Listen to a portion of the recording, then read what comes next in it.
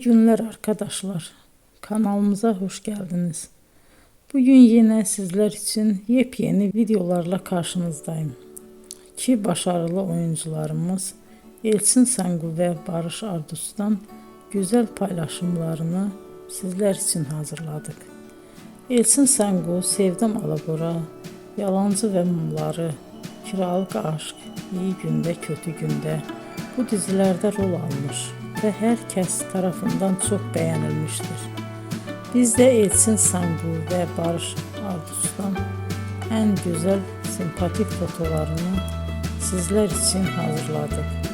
Bu karelerin devamını istiyorsanızsa emeğe saygı olarak kanalımıza abone olup yorum yazmayı unutmayın arkadaşlar. Teşekkür ederim.